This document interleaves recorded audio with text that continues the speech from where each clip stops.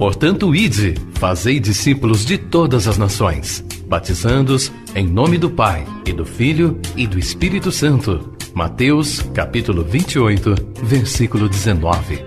Assim diz o Senhor: quem tem ouvidos para ouvir, ouça o que o Espírito diz às igrejas.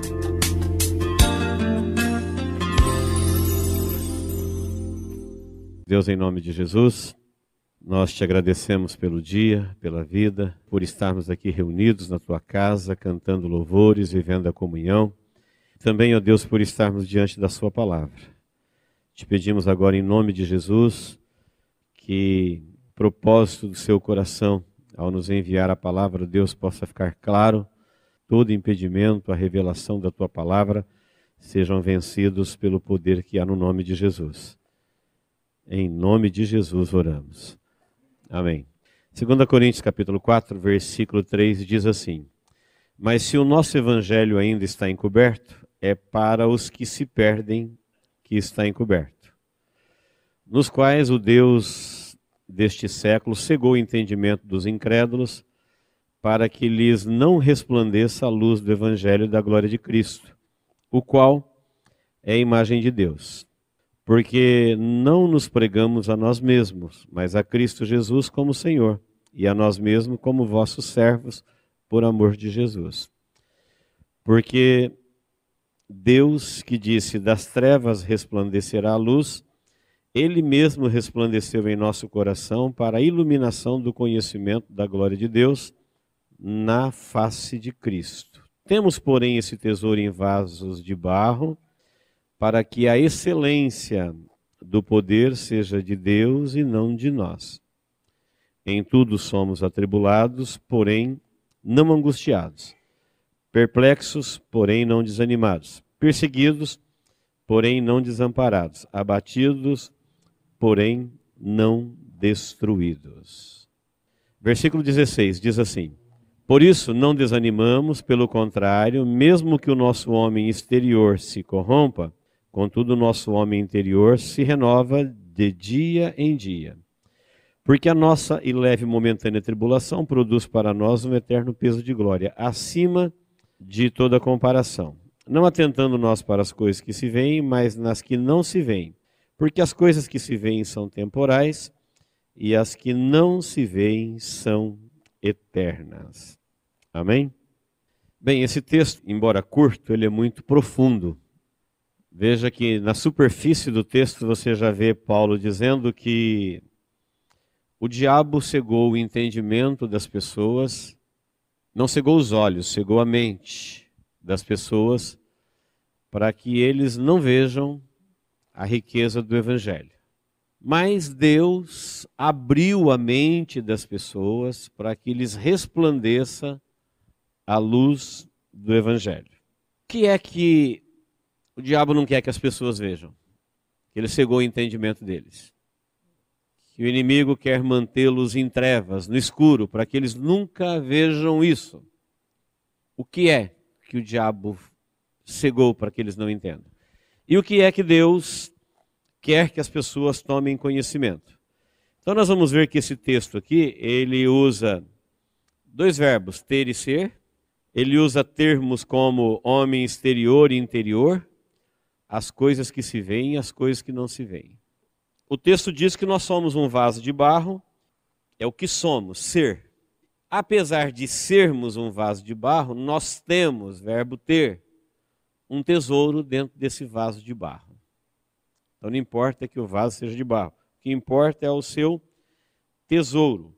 Então, queridos, nós vamos aprender hoje que ter e ser são coisas distintas e que não compreender o lugar de cada uma dessas coisas, a pessoa vai em busca do ter, e quanto mais tem, mais ele se desconstrói. Esse ter desconstrói o ser. E o que é que o diabo cegou o entendimento? Cegou o entendimento das pessoas para não perceberem isso, que é simples na revelação. As pessoas vão entender que a melhor coisa da vida é ter, e eles viverão para ter. E em busca do ter, eles se desconstruirão como ser, se perderão. E o diabo não quer que eles percebam isso. E Deus vai mostrar que para Deus o que importa é você ser e não ter. Porque se você não for nada, tudo que você tem se perdeu com você. Então o texto vai nos ensinar, ter no nosso dicionário é possuir e ser é existir. Então ter é possuir, é algo externo. É alguma coisa que você tem, que não faz parte do seu ser. Já ser fala da sua existência. Já não é algo passageiro, é algo para sempre. Então o ser é algo que é interno e é eterno. Enquanto que o ter, ele é externo e é passageiro. O ser humano jamais poderia ser menor do que o que ele tem. Ele teria que ser sempre maior. Porque ninguém pode possuir alguma coisa que é maior do que o seu possuidor, que a possui. Não existe lógica para isso, não existe razão. No entanto, o diabo cegou o entendimento da humanidade e eles vão anular esse ser vivo que é a própria vida, vão conspirar contra eles mesmos, levando uma vida de autodestruição, sem preocupação, com o seu ser que é vivo e eterno, e farão deste ser vivo alguma coisa subjugada por aquilo que eles querem ter, que é algo externo e passageiro. Bem, qualquer pessoa com um pouquinho de conhecimento dá uma olhada no mundo e vai dizer, é verdade, a Bíblia tem razão, as pessoas não estão preocupadas com o que elas são, com o que ela é. Elas estão preocupadas com o que elas têm e com o que elas possam ter. Isso é tão sério, isso é tão grave, essa cegueira é tão densa, que algumas pessoas, se você separar ela do que ela tem, ela não consegue viver. Ela desaparece. Não existem, elas não têm vida própria mais. Se subjugaram tanto ao ter, que se você conseguir separar alguém do que ele tem, da sua fama, da sua honra, da sua posse, do seu nome, da sua glória, se um dia ele se ver despido disso, ele se deprime e talvez tenta se matar. Ele não encontra razão para viver. Ele não é nada, ele não existe sem o que possui. Desaparece. Porque o Deus deste século fez na mente das pessoas a grande razão de existir é ter. E eles foram corrompidos na sua mente e não conhecem essa revelação que ter sem ser é autodestrutivo.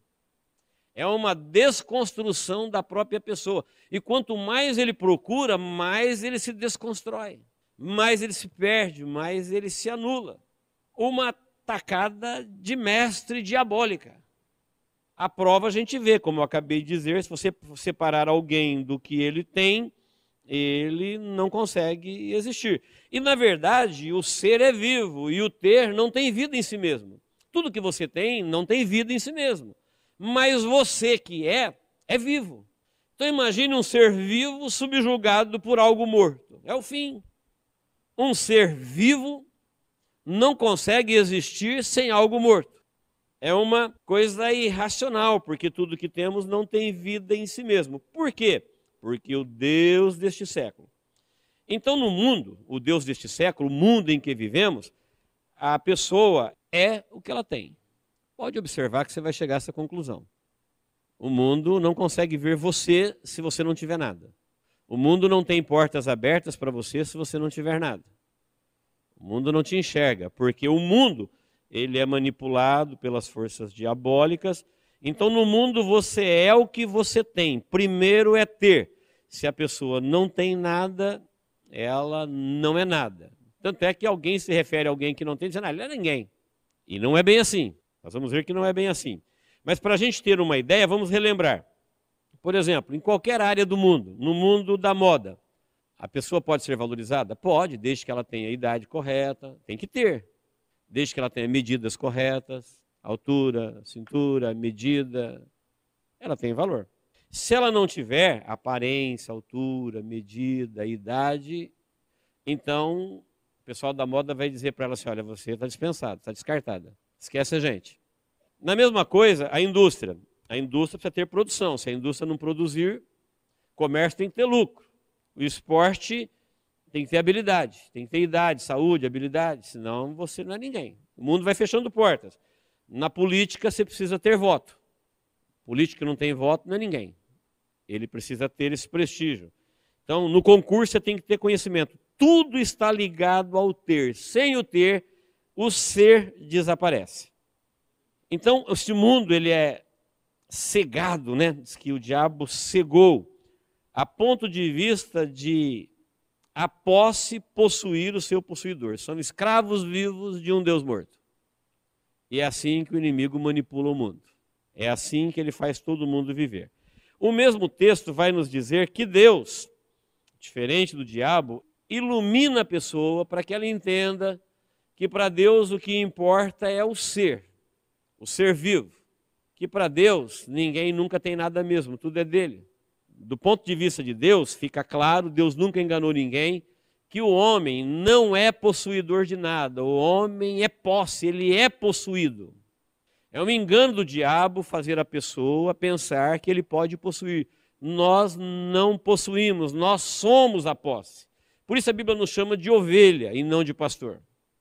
Porque a ovelha não se tem, alguém a tem. Quem criou todas as coisas é dele. E todas as coisas incluem a gente. Deus criou os céus, a terra, o homem, os animais, toda a criação. E tudo que ele criou é dele. Ele nunca deu isso para ninguém, continua sendo dele. Então ele possui.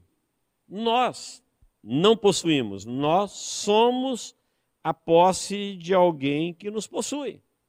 Temos essa consciência. Por isso, a nossa maior ocupação e preocupação é com o nosso ser. Nós não estamos cegos, desesperados e ávidos por ter, porque sabemos que a gente não pode ter nada. O que nós temos é o direito dado por Deus de administrar, mas a gente entrou aqui sem nada e a gente vai sem nada. E todo mundo que passou por aqui falou isso aqui é meu, foi embora e ninguém levou, ficou aqui, não era de ninguém. Continuou sendo de Deus, a terra é do Senhor e toda a sua plenitude. Mas alguns nessa loucura do ter acabaram comprometendo o seu ser, se perderam na sua existência. Nesta loucura do ter, eles comprometeram a sua estrutura maior, que é um ser vivo. Nós somos um ser, porque ter não tem vida em si mesmo. Por isso Deus falou para Abraão, Abraão, sê tu uma bênção. Ele não falou, tenha muitas bênçãos. Ele falou, sê você, sê tu uma bênção. Anda na minha presença e sê tu uma bênção. Para ele ser. Então, queridos, quando ele disse para Abraão, sê tu uma bênção, ele está dizendo que, mesmo que você seja um vaso de barro, mas seja de Deus. Seja o quê? Seja uma bênção. Mas nós somos barro, nós somos homens, somos um vaso de barro. Mas o valor do vaso nunca está no vaso, está no que ele porta. Paulo falou, quando Deus nos iluminou, não fez com que a gente deixasse de ser de barro, mas ele colocou um tesouro nesse vaso de barro, que é a iluminação do seu evangelho e do seu plano. Então, mesmo sendo um vaso de barro, agora com riquezas insondáveis dentro dele, ele é valiosíssimo e ele tem muito. Mas por que ele tem? Porque ele é. Não é o contrário. Quando você cuida do seu ser, você não desconstrói, nem esbanje, nem destrói o que tem. Mas quando você se ocupa somente no ter, você desconstrói o teu ser. Porque onde já se viu um ser vivo, vivendo em função de um Deus morto. Subjugado por uma coisa passageira, alguém que é eterno. Fala, não, jamais alguém vai fazer isso. É contrassenso, é contra a inteligência, é contra a razão. Nunca um ser humano vai fazer isso, mas é isso que a humanidade faz.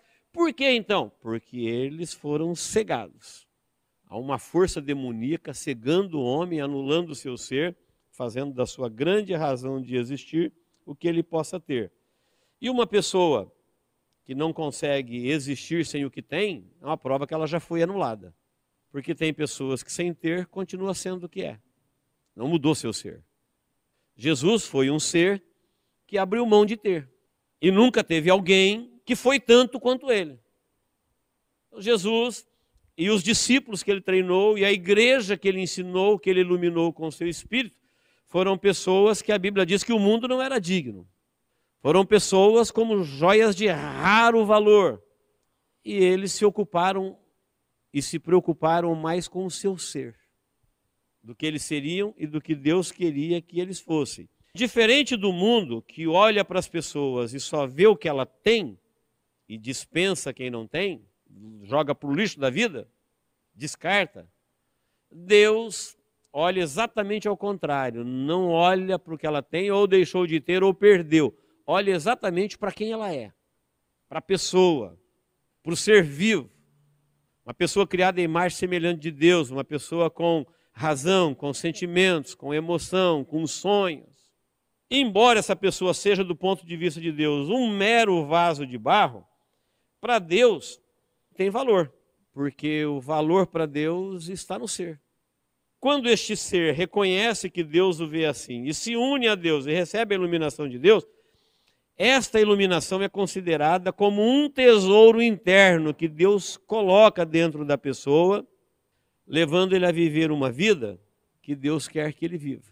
É como se Deus olhasse para alguém e dissesse assim: olha, você que pensa que tem alguma coisa, na verdade você não tem nada. Você que sabe que não tem nada e que você é um mero vaso de barro, se você quiser, para mim tá bom, não tem problema nenhum você ser um vaso de barro. A gente pode começar a partir daí. É um vaso de barro, mas pode ser enriquecido com tesouros. Deus está dizendo: para mim você serve. Talvez você, se tivesse consciência de que não tendo nada, você não é nada, você não suportaria você. Muitos tentam tirar a sua própria vida.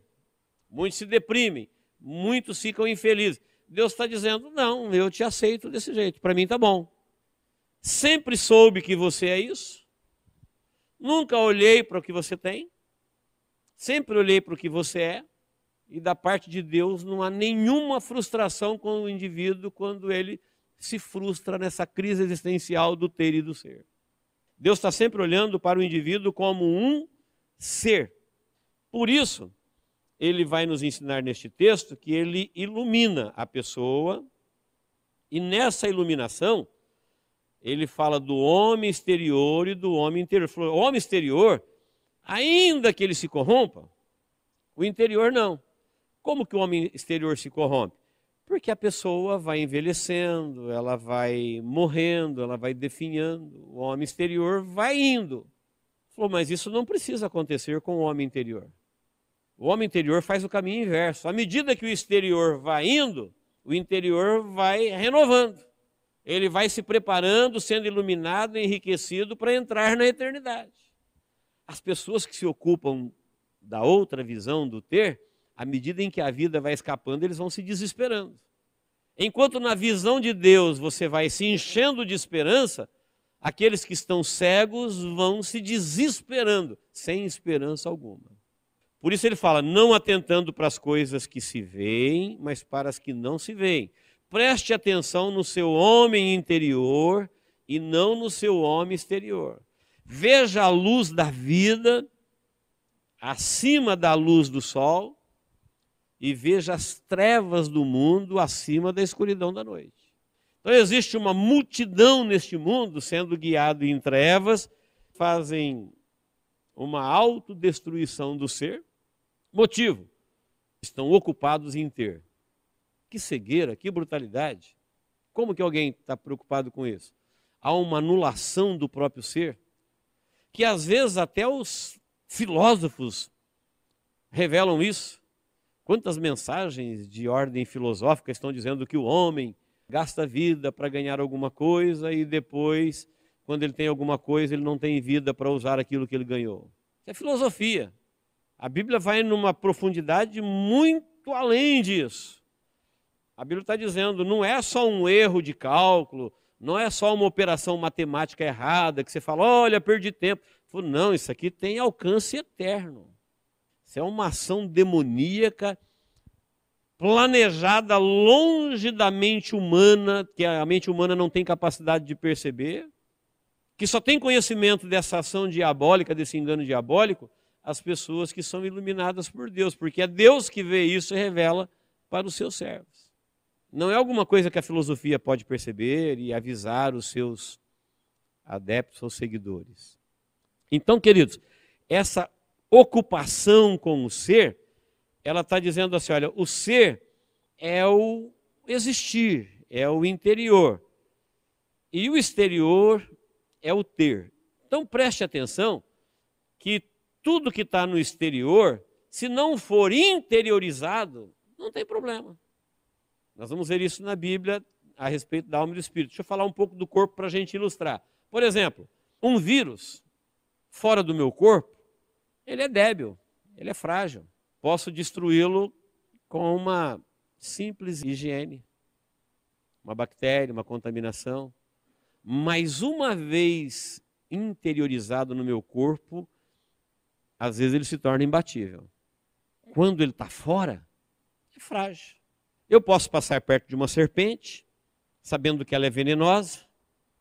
Eu até vejo pessoas que sabem mexer com serpente, pegar na cabeça, tirar o veneno, colocar no copo, manipular veneno para cá, veneno para lá. Aquilo ali é mortal. Uma gota daquilo na corrente sanguínea é letal, mas fora da corrente sanguínea é inofensivo. Nenhum veneno mata à distância. Nenhum vírus oferece perigo, nenhuma bactéria. Nada oferece perigo fora do corpo. Então veja bem, ser é o interior, ter é o exterior. Quando você não toma cuidado com aquilo que está fora e chama para dentro, quando você não toma cuidado com os problemas que estão fora da sua vida e chama ele para dentro de você, quando você interioriza, aí eles se tornam gigantes.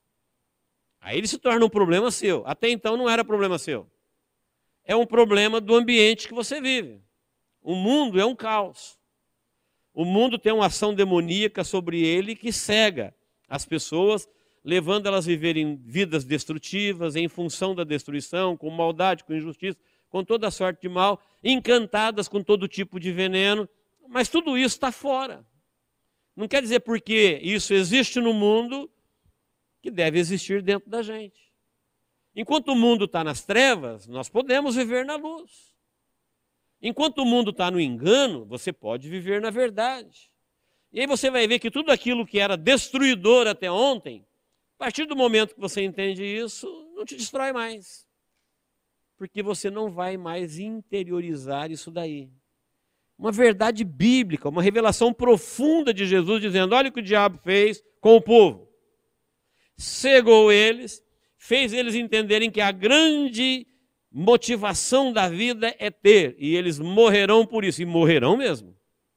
Seres vivos, numa vida suicida, escura, em trevas, numa vida cega, como um voo cego, em busca de algo morto. Porque houve uma inversão de valores das coisas que Deus criou e das coisas que Deus deu. O próprio texto aqui traz alguns exemplos dizendo o que nós temos e o que nós somos. Ele falou, nós somos atribulados, mas não angustiados. Então veja bem, tribulação é uma prova, é uma luta, é um obstáculo. Já angústia é um sentimento. Angústia é desespero da alma. Então angústia, ela existe dentro, a tribulação existe fora. Aí Paulo está dizendo assim, olha, o que está fora, a gente tem que enfrentar, mas dentro não. Então o mundo está em trevas, mas eu não preciso viver em trevas. O mundo está em guerra, mas eu não preciso viver em guerra. O mundo está cheio de problemas, mas eu não preciso interiorizar esses problemas na minha vida. Então, por exemplo, atribulado, sim. Sim, vamos ser atribulados. Porque no mundo todo mundo é atribulado. Mas angustiado, não. Atribulado é externo. Angustiado é interno. Ele falou, angustiado não. Atribulado, sim. Angustiado, não. Então, se alguém dentro de tribulações, tem que tomar cuidado para que a tribulação não fique dentro dele. Então, você está vivendo dentro de uma tribulação? Amém, mas ela não está dentro de mim. Uma coisa é colocar o barco na água, outra coisa é água no barco. Barco na água não tem problema. Agora, a água no barco mudou tudo. Você viver no meio da tribulação não tem problema. O duro é a tribulação viver dentro de você. Aí ela causa um estrago. Ela entrou. A segunda figura diz assim, ó, perplexo, mas não desanimado. Então, perplexo, o que é? Bloqueio, boquiaberto, com uma situação, com uma cilada, com algo externo que aparece diante de você. Então você está perplexo. Agora, desânimo é um sentimento, é algo interno. Desanimado, não. Perplexo, sim. Desanimado, não. Olha o mundo como é que nos deixa perplexo. Você não está perplexo, pastor? Olha como é que caminha a humanidade. Estamos perplexos. Desanimado? Jamais. Porque as coisas que me deixam perplexo, elas existem fora de mim. Agora, o desânimo é dentro. E eu não vou pegar esse problema do mundo e trazê-lo para dentro de mim. Eu vou ficar como um vaso de barro, que Deus disse assim, olha, eu sei que você é um vaso de barro, mas você não quer ser um vaso de barro meu? Quero. Então eu vou colocar dentro dele os meus tesouros. Paulo falou assim, ó, nós somos vasos de barro, não vamos negar, ninguém aqui é bom. Mas o Senhor aprove, Ele quis, Ele aceitou por seu amor, nos iluminar com os seus ricos tesouros. E você que era um mero vaso de barro, começa a ser alguém de grande valor no meio em que você vive, por onde você viver. A terceira figura que o texto usa é perseguido, mas não desamparado. Então você veja que a perseguição, ela é externa, agora o desamparo é interno. Falou, perseguidos? Sim. Temos perseguição de toda sorte? Temos. Mas você se sente desamparado? Não. Desamparado não. Perseguido sim. Porque a perseguição é externa, agora o desamparo é alguma coisa que já existe dentro de mim. Eu não vou interiorizar isso para dentro da minha vida. Como disse Davi no Salmo 40, eu sou um pobre necessitado, mas o Senhor é meu pastor, está cuidando de mim. É como alguém dizendo, eu estou doente, mas tem um médico cuidando de mim. Eu sou fraco, mas tem um forte me guiando. Eu sou limitado, mas tem alguém ilimitado na minha vida. Então você se sente perseguido? Me sinto, muitas vezes. E desamparado? Não. Desamparado não. A última figura ele diz, você pode ser abatido, mas não destruído. Então, abatido é alguém que foi atingido, ferido. Uma pessoa abatida significa alguém que caiu, está no chão com dor, está humilhado, mas ele não está derrotado ainda, ele não foi destruído, ele não foi aniquilado, ele está vivo. Ele foi abatido. Então olha que o ataque é externo, agora a destruição é interna. Então Paulo diz, abatido? Sim. Destruído? Ele falou, jamais. Destruído não. Amém, queridos? Olha que riqueza de revelação para a nossa vida. Ele está dizendo assim, olha, quando nós vivemos em função do que se pode ter, nós nos tornamos nosso pior inimigo, andando por um caminho que vai desconstruir o nosso ser. Então Deus nunca chamou ninguém para ter, Ele chamou para ser. Ele falou, venha cuidar primeiro do seu ser. É uma pena que até as religiões hoje apelam para o ter. Venha que você terá, venha que você terá. Você vai ter, você vai ganhar. Não, a preocupação de Deus é com a sua pessoa. Você é a pessoa, eu sou a pessoa que Deus enviou Jesus para morrer por ela, mesmo que você não tenha absolutamente nada. Nem honra, nem moral, nem nome, nem valor, nem posses, nem família, nem amigos. Você ainda continua sendo um ser. E por um ser igual a qualquer ser que existe na terra, foi que Deus enviou Jesus. Para depois de restaurar esse ser, colocar dentro dele os valores da luz. Porque enquanto ele está nas trevas, quanto mais tem, mais se desconstrói. Mais se desocupa do seu próprio ser, ele vai nessa loucura alucinante do ter, e só quando chegar a hora de morrer que ele vai perceber que quem vai morrer é ele, não o que ele tem. Não é a fama, não é a glória, não é o brilho, não é a honra, não é o que possui. Quem vai prestar conta, quem vai dar conta é a pessoa que é. Como a vida toda ela não se importou com isso? Porque ela não viu isso, ela não foi iluminada, como a igreja é iluminada. Porque o Deus deste século cegou a humanidade. E uma prova disso, dá uma olhada para o mundo, vê se você consegue alguma coisa no mundo sem desfilar o que você tem.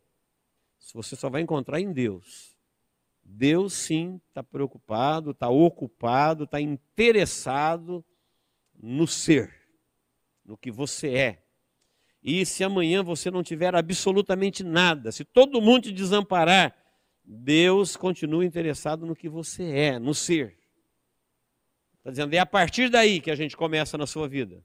Você é um vaso de barro, mas para mim tá bom, a gente começa com você e em você.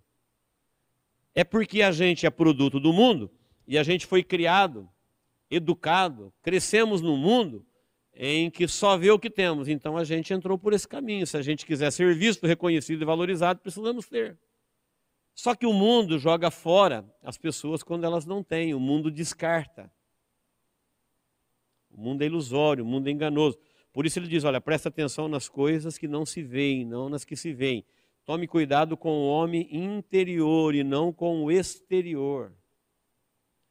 Ele falou, embora a gente tenha um tesouro no vaso de barro, nós somos angustiados. Então nós somos. Nós somos atribulados, nós somos perplexos, nós somos perseguidos, nós somos abatidos. Mas como o nosso interior está guardado, os nossos sentimentos, esses problemas, eles não serão interiorizados. Problema todo mundo enfrenta, mas tem gente que vai interiorizá-los e tem outros que não. Não vão interiorizar os seus problemas. Existe problema? Sim. Você tem problemas? Não, eu tenho que ter soluções. Porque problema a gente vive no meio deles. Não posso fazê-los ficar pessoais, interiorizá-los. É como o que o veneno faz com o corpo é o que a tribulação, a perplexidão, a perseguição, o abatimento faz com a alma.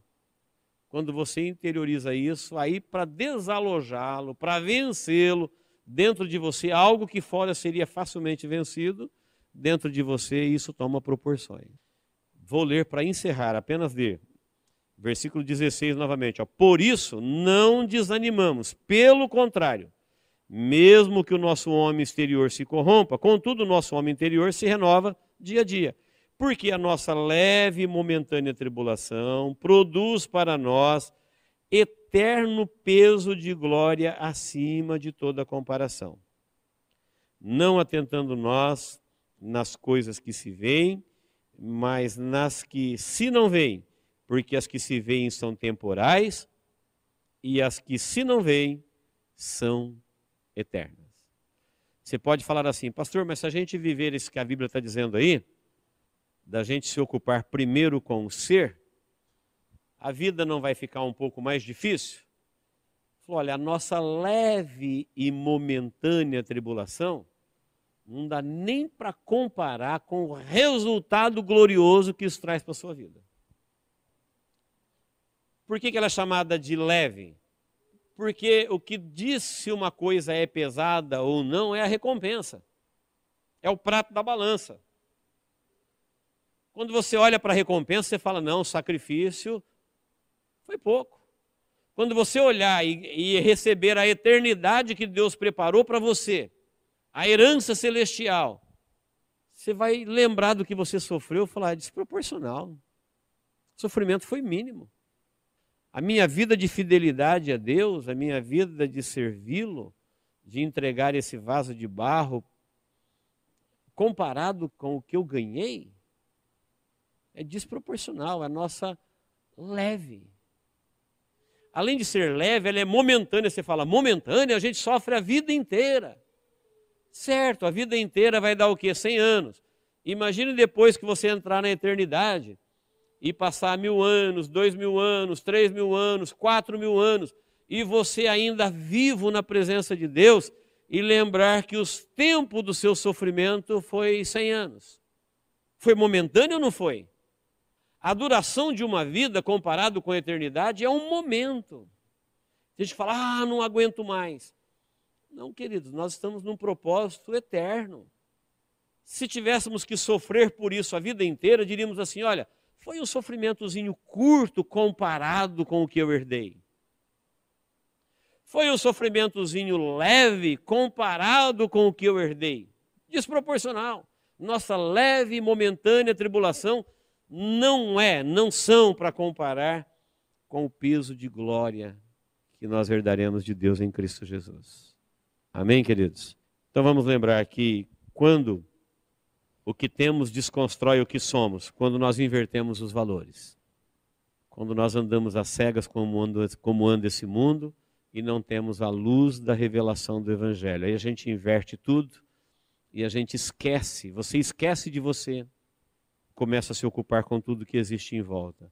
Você se esquece do seu interior, da pessoa que você é, e começa a se ocupar e preocupar com tudo que você pode cuidar, tudo que é exterior. Você começa a fazer uma inversão. Então tudo que existe fora de nós, pode ter certeza, não é nosso mesmo. Se você tiver um monte de coisa no seu nome, é um privilégio que Deus te deu isso para você administrar. Mas você não vai levar isso não é teu. Nem você é teu, nem eu sou meu, nem nós somos nosso. Nós somos de Deus.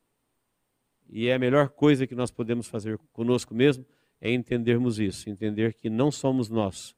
Não nos criamos, não nos salvamos, não nos garantimos. É Deus quem faz tudo isso. Portanto, dele somos. Nele existimos e nele nos movemos. Amém? Deus nos abençoe em Cristo Jesus. Vamos orar? Oração é quando você se coloca diante de Deus. É quando você permite Deus olhar para a sua vida, porque você quer que Ele faça isso. Oração é quando você diz: Deus, eu estou aqui, em nome de Jesus. Eu estou aqui, ó Deus. E eu quero te convidar para você fazer isso agora. Diga: Deus, eu estou aqui. Para deixar bem claro ao nosso coração que, por um momento, Deus quer que você fale com Ele não a partir do que você tem. Se você tem muitos problemas, esquece eles agora. Se você tem muita coisa boa, esquece elas agora. Pense só no seu ser, o que você é. Deus quer começar a partir daí. Só você.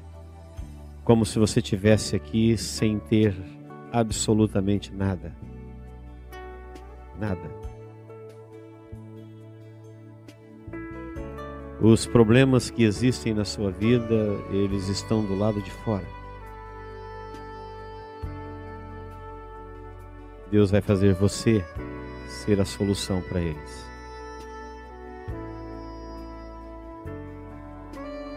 O mundo te dará problemas e você devolverá a solução. O mundo te dará batalhas e você devolverá vitórias. Deus está dizendo: eu começo a partir de você. Só você. Só o que você é. Faça isso. Deus, em nome de Jesus, nós estamos aqui na sua presença. Te agradecemos por esse momento. Estamos em pé, ó Deus, aqui diante de Ti, em nome de Jesus. E eu quero te pedir, Deus, olha para cada uma das pessoas que aqui estão. Primeiro, ó Deus, nós cremos que o Senhor nos reuniu aqui. Se dependesse só de nós, talvez não estaríamos aqui. O Senhor nos congregou. Agora olha para a nossa vida. Somos um ser vivo, criado à imagem e à semelhança do Teu Filho Jesus. Que às vezes, ó Deus, nos perdemos ao longo da vida, influenciado por este mundo, às vezes enganado pelas trevas, arrastado com a multidão. Mas hoje, ó Deus, nós queremos receber a iluminação do Teu Espírito Santo para a nossa vida. Creio, Senhor, que o Senhor tem tesouros da tua parte, deliberados no céu, para a vida de cada um aqui, Senhor. Por isso, ó Pai, nós renunciamos às coisas destrutivas do mundo, às coisas, ó Deus, que atentam contra o nosso próprio ser. Nós as renunciamos na tua presença em nome de Jesus.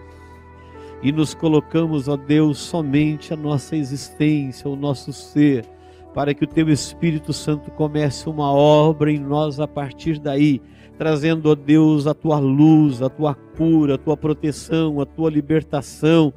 Senhor, os seus dons, os seus talentos, a luz, o direcionamento, os tesouros, ó Deus, que todos podem receber da tua parte. É isto, ó Deus, que nós queremos, é isto que nós te pedimos, é assim que nós queremos, ó Deus, sermos conduzidos e iluminados na tua presença. Por isso, Pai, neste momento, em nome de Jesus, na autoridade que há no nome de Jesus, nós renunciamos, ó Deus, como se fôssemos uma só pessoa, todo e qualquer tipo de engano, todo e qualquer tipo de direção errada, todo e qualquer tipo de conceito errado, nós renunciamos isto no nome de Jesus e pedimos, ó Deus, que a tua santa luz, a iluminação da tua verdade, do teu Espírito Santo, venha, Senhor, poderosamente na vida de cada um aqui, libertando, ó Deus, anulando o sofisma, quebrando barreira, tirando o engano, trazendo, ó Deus, um novo tempo, um tempo que é o teu tempo na nossa vida, Pai. No nome de Jesus nós oramos e assim tomamos posse para que o teu nome seja glorificado na nossa vida, Pai. Em nome de Jesus, ó Deus. Em nome de Jesus é que nós oramos. Amém.